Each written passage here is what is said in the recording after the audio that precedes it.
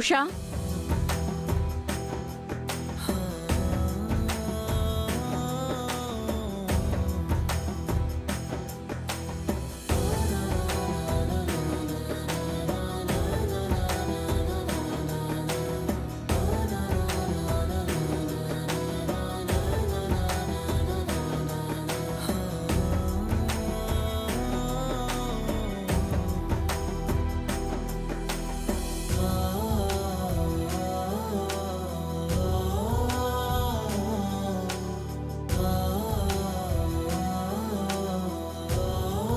అమ్మా,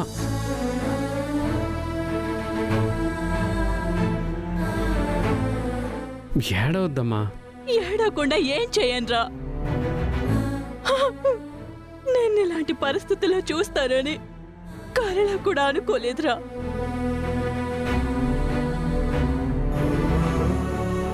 ఏం చేస్తామా ఆంటీ, చరణ్ విషయంలో మీరు ఎంతో బాధ్యతగా ఎంతో కేరింగ్ గా ఉంటారు. అందులో 1% ఈ పల్లవి కేర్ తీసుకున్నా చరణ్ కి పరిస్థితి వచ్చేదే కాదు.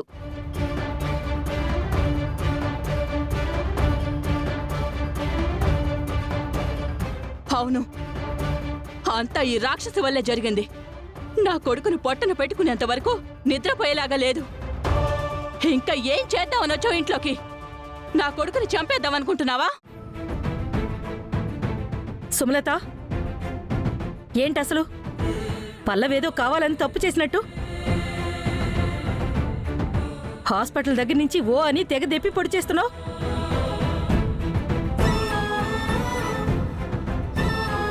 అనుకోకుండా జరిగిన ప్రమాదం. అక్కడ వాడితో పాటు పల్లె ఉంది కాబట్టి నువ్వంటున్నావు. అదే నువ్వే ఉండుంటే నిన్నెవరు ఏమనలేరా? ఎప్పుడైనా దాని గురించి ఆలోచించావా? ఆంటీ ఆలోచించడం కాదు బామ్మగారు, అసలు ఈ పల్లవి ఆలోచించాలి. పొరపాటున ఏదైనా జరిగితే ఏంటని చెప్పి ఈ పల్లవి ఆలోచించాలి.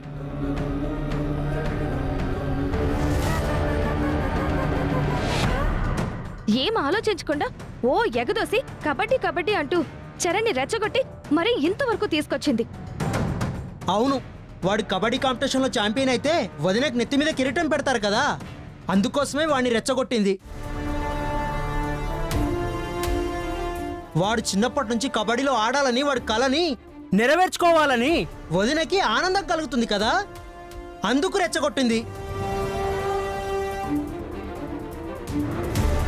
వాడు ఛాంపియన్ అవడంలో వదినకు ఉపయోగం కదా, అందుకే రెచ్చగొట్టింది.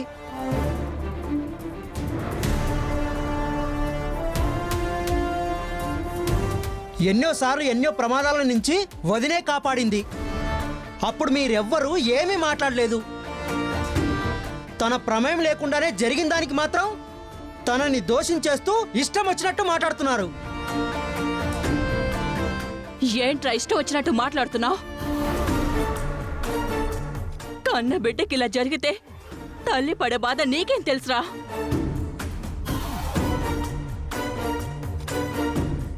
దాని కారణంగా ఇప్పుడు నేను పడుతున్న బాధ ఎవరికి తెలుసు? వాళ్ళకి మీ బాధ ఎందుకు కనిపిస్తుందా ఆంటీ? అమ్మా, ఆపుతారా? అసలే నా పరిస్థితి ఏంటో అర్థం కాక నేను బాధపడుతుంటే మధ్యలో మీ గోలేంటి, ఈ గొడవలేంటి, ఈ తిట్టుకోవడాలేంటి?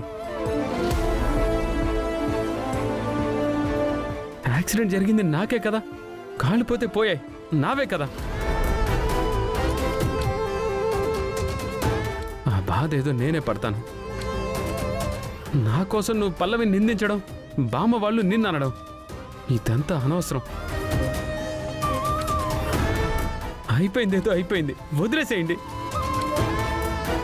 ఇప్పుడన్నా నన్ను కొంచెం ప్రశాంతంగా ఉండనివ్వండి. పల్లవి, నన్ను లోపలికి తీసుకెళ్ళు.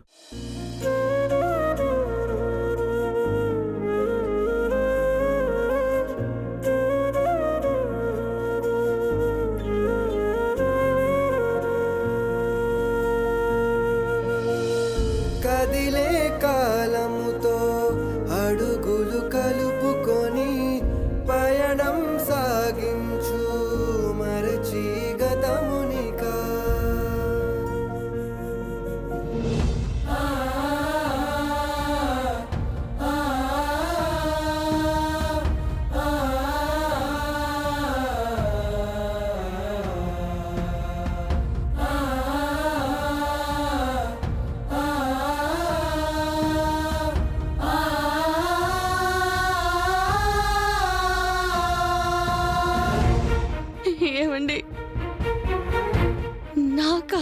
అందుకని మీకు ఇలా జరిగిందని మీరు కూడా బాధపడుతున్నారా?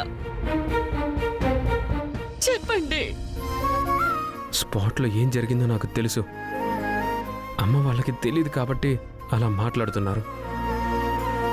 తెలిసి నేను కూడా అలా మాట్లాడితే నాకంటే మూర్ఖుడు ఇంకొకడు ఉండడు.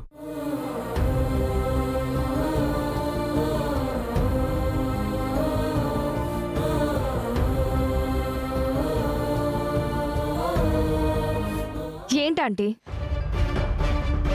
పల్లవి వల్ల ఇంత నష్టం జరిగితే మీరు కేవలం తిట్టు వదిలేస్తున్నారు. ఏం చేయమంటావు? చరణ్ ఇంకా వదిలేయమన్నాడు కదా. చరణ్ అంటాడు, కానీ ఆ పల్లవిని ఇంట్లో నుంచి పంపించేయడానికి ఇంతకన్నా మంచి అవకాశం దొరుకుతుందా? ఏంటి నువ్వనేది? హ, అవునంటీ, ఇదే మనకి కరెక్ట్ ఛాన్స్ ఆ పల్లవిని బయటికి పంపించడానికి.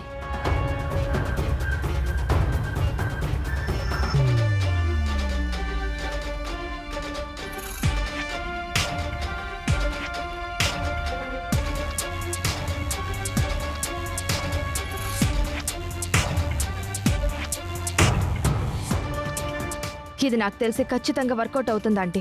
అవునే, నువ్వు చెప్పినట్టే చేద్దాం.